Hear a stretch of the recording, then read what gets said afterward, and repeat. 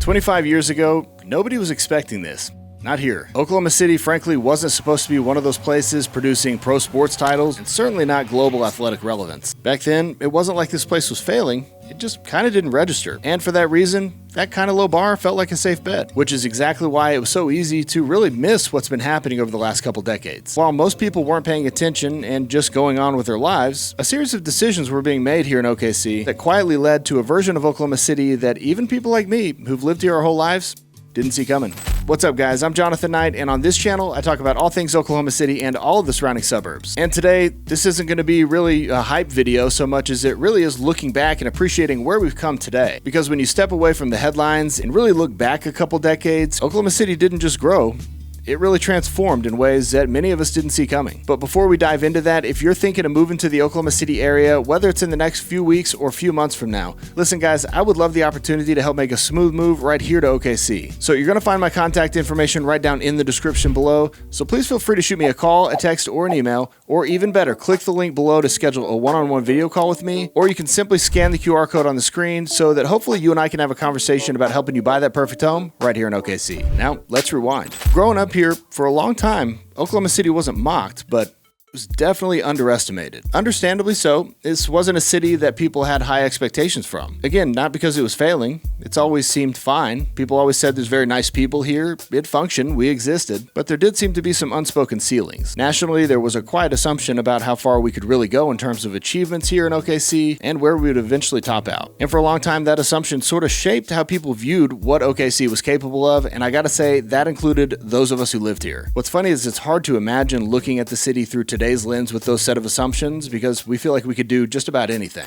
Here's what people often miss when they look at Oklahoma City now. A lot of this transformation didn't start with already established landmarks. In some cases, it began with choices that didn't look like much at the time. Let me give you an example. This is Riversport OKC. Now, Riversport OKC is a purpose-built paddle sports facility along the Oklahoma River, which runs just south of the downtown area, and it combines flatwater rowing with an engineered whitewater course designed specifically for competitive racing. Now, if you were standing right there in the early 90s, you wouldn't have been looking at a riverfront. You would have basically been looking down at a bunch of dirt. And in a recent interview with Sports Illustrated, OKC Mayor David Holt explains exactly how unglamorous that starting point was. This river, as you and I talk, we are gazing out over a full river, water from bank to bank. However, if we had been at this river in the early 1990s, we would have been looking down on a ditch. So in 1993, the original MAPS was passed. So in Oklahoma City, this is a well-known brand. Metropolitan Area Projects is what has built so many of our quality of life initiatives, including the arena that just hosted the NBA Finals.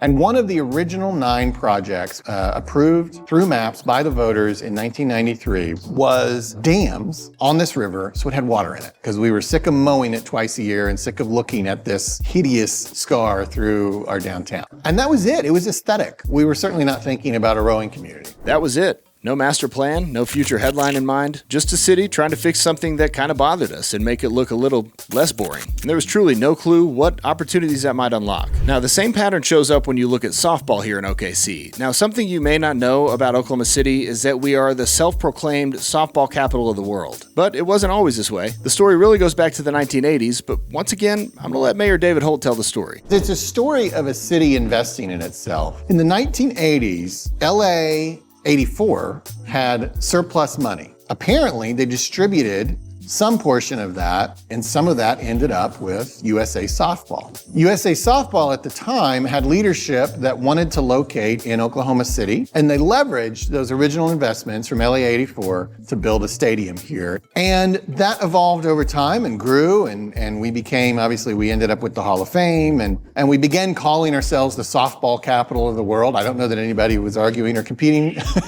for that. So yeah, over time, Oklahoma City quietly became the elite home of women's softball, including the Women's College World Series starting in 1990. Again, maybe no competition for that identity, no reason to brand it, and definitely no clue that it was building towards something bigger, but the seeds were being planted. Now, it was probably helpful during that entire period of time as, the river's being dammed and softball is kind of quietly becoming part of our identity that we didn't really have any pro sports to compete with. So there was no franchise to rally around, certainly no estimation we might someday have a pro basketball team. Little did we know, that may eventually change. So by the time we get into the 2000s, there's no noticeable change in the city, but some foundations had certainly been laid. The river had started to become more than just water and a channel that looks better than dirt. In fact, rowing took hold, paddle sports followed. So what started as an aesthetic fix had really become this purpose-driven asset. Softball continued doing what it had done, growing this amazing culture that had attracted really some of the highest, most elite softball talent in the world. But at that point, definitely started feeling a little less niche and more like a permanent fixture of Oklahoma City's identity. But then in 2005, on the pro sports side, an opportunity arose in a very unexpected way. And that's because in 2005, Hurricane Katrina devastated New Orleans, among other places. And as many were displaced in New Orleans, that included the New Orleans Hornets. And in a very unexpected turn of events, Oklahoma City stepped up and said,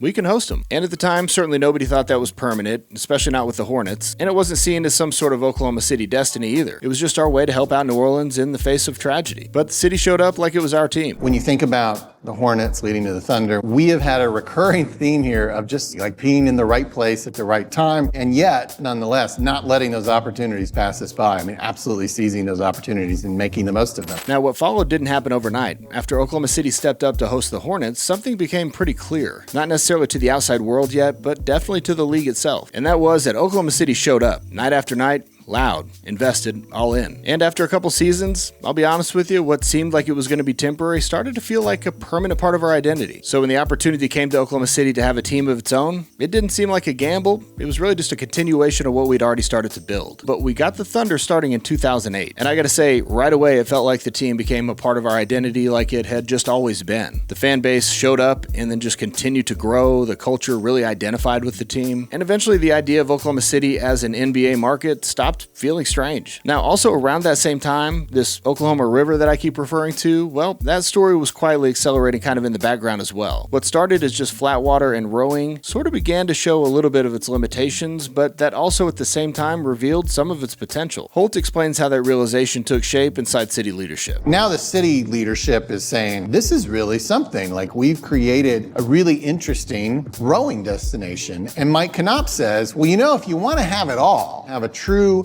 comprehensive paddle sport venue, you got to have whitewater too. So MAPS 3 passed in 2009. It included a whitewater facility. Now, that decision didn't happen overnight, by the way. Believe it or not, bringing in the whitewater facility to Riversport took a few years to actually be realized. But when it finally did come together, flat water, whitewater, boathouses, the whole picture sort of emerged. And that picture was suddenly quite different, as Holt puts it. Over the course of 10 or 15 years, we've built quite possibly the finest paddle sport destination in America. And honestly, over the course of a decade, Oklahoma City had sort of built something that few people honestly really noticed. Now, jumping to 2017, Oklahoma City showed its continued commitment to softball here. So we approved in 2017, through a vote of the people, as part of a larger package, $30 million to really take that stadium to the next level and bring it to its capacity now, which is, 13,000 or so. And that secured for us from the NCAA a promise to stay there till 2035 at least. All right, so 2025 was a big year in terms of recognition for Oklahoma City on a national level for a couple different reasons. Starting in March, something pretty unexpected happened that sort of forced the rest of the country to look twice at OKC. Oklahoma City was selected to host Olympic events for the 2028 Summer Games, including canoe slalom and softball. Not as a trial site, not as some sort of backup, but an official Olympic host city, at least for those couple events. Now, in fairness, Oklahoma City had already been doing Olympic training in those facilities, but it didn't make that any less striking. And Mayor Holt captures the disbelief in that moment pretty perfectly. The idea of hosting Summer Olympic events, like having medals put around the necks of athletes in Oklahoma City, like for real,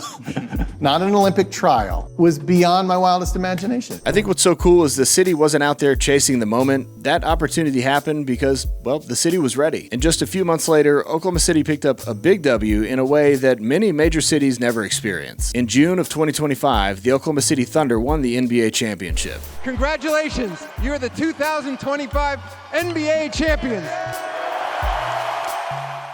What once would have felt unthinkable was now simply undeniable. Holt reflects on that arc here. You look at the Hornets story, that could have just been an interesting and fun chapter in our city's history that lasted 2 years, and we all remember fondly, and we wear Oklahoma City Hornets shirts around, and everybody goes, what is that?